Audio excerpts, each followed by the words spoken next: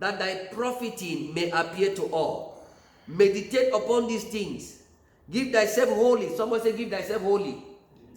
Say, give your best. Give your best. Yeah, he said, give thyself wholly to them, that thy profiting may appear to all. If you want your profit, the evidence of your ordination to show, he said, give yourself what? To holy. Give yourself wholly to these things. He said, if you appear to all, if the glory will be seen on you, the glory of your ordination, the glory of your calling, give yourself wholly to it. He didn't say partially. Maybe so long as you give 99%, so long as you give 80%, so long as you give 50%, you may not be seen. The glory only is revealed in your life when you begin to give your all in it. Are you in ministry and you want to make impact? Give yourself all into it. If you look, I was talking to Pastor David the other day. If you look at the order of the priesthood in time past, the ministers, those who were elected, appointed, and chosen to be priests, they were not permitted to have any business with the outside world. They were like Buddhists. How do you know that? Their life was to live in the temple. Why? So that they will give themselves wholly. It is hunger, an appetite for the for worldliness that have drawn ministers of the world into the affairs of the secular world. And God, by the liberty of grace, has allowed it to go so over the years. But looking at the trend of the priesthood today, you will realize and you will discover that the system is somehow swallowing up the devotion of the ministers. And that's why you who is ordained a pastor, who is supposed to labor more in the spirit, you can somewhat labor more in the physical, that you don't have strength to labor in the spirit. You that is a pastor doing business, you can so much give yourself into the business that you barely have time for evangelism. You that is a pastor, like our pastor in Douala was complaining, that he has not been going out for evangelism because of the teaching work. You who is supposed to invest in evangelism, now because you are looking for money, you so much invest in career life that you don't have time for the gospel. We must awake. You must strike the balance. It's either you accept this cross or you leave ministry. Yes. We have so much pampered laziness in the ministry. Because in the name of let them do other things so they can have money. It's either you accept this life of wretchedness. Oh my God. Paul speaking. He said, what wretched man I am. Or you leave ministry. You leave ministry.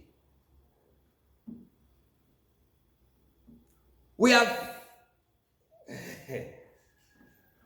if you dare, according to the Levitical order of the Levitical priesthood, if you dare to go out of the temple without permission and you make more than 7 days, you enter the camp, you enter the tabernacle as a priest, the glory strikes you.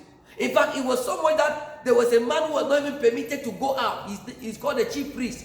Other priests could go out, but not make more than 7 days. The chief priest was not permitted to go out.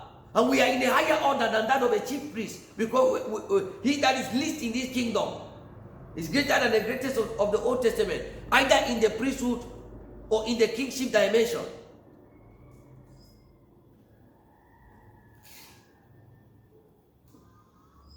A call to ministry is an invitation for a wretched life. You have to accept it. Ministry is not a decoration for glory, no. Ministry is taking his shame, partaking in his shame and sufferings. And that's the cross. That's why he didn't say, follow me only. He said, you can follow me but not be my disciple. You only become my disciple when you follow me with a cross on your shoulders. It is the cross on your shoulder that makes you my disciple, not just following me. There are many that followed Jesus that were not disciples. And they followed because of the glory. They wanted to eat bread. They wanted fish. They wanted miracles. And that's the motivation of many young guys today in ministry. That because they say, no, when you be a man of God, you begin to wear suits. You begin to drive cars. You begin to enjoy. You have good things. There's money in ministry. If that is your intent, you have a long way to go. Some of us, we didn't enter into this business with any consciousness or any glory. No. Any motivation for earthly glory. No. Our love was innocent, genuine. And that's why we have kept the fire burning over the year. No matter the heat, the good time and the bad time, our love have stayed unwavered. You begin to complain when challenges come. The ministry thing, because you came with a motive.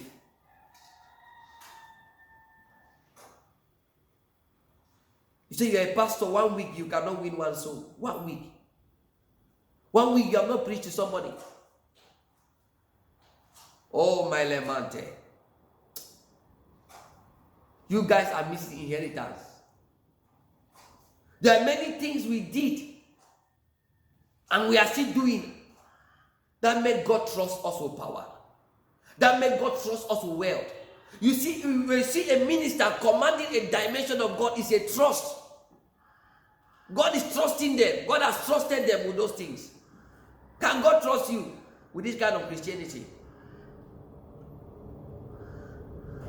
As a pastor, you are sleeping that the Christians that are under you, or the soul that are in the land, who is securing them? Or when demons touch a soul in the land, you will give excuse that you were tired. In military arena, there's no place for excuse. You are not getting what I'm saying. There's no room for excuse. That souls will be perishing and going to hell. And you as a pastor, a woman of God, man of God, you are not winning souls to come and give excuse that, oh, I was busy because I am teaching and doing ministry at the same time. So there's no time. Which you play with eternal destinies with the affairs of this life. Awake!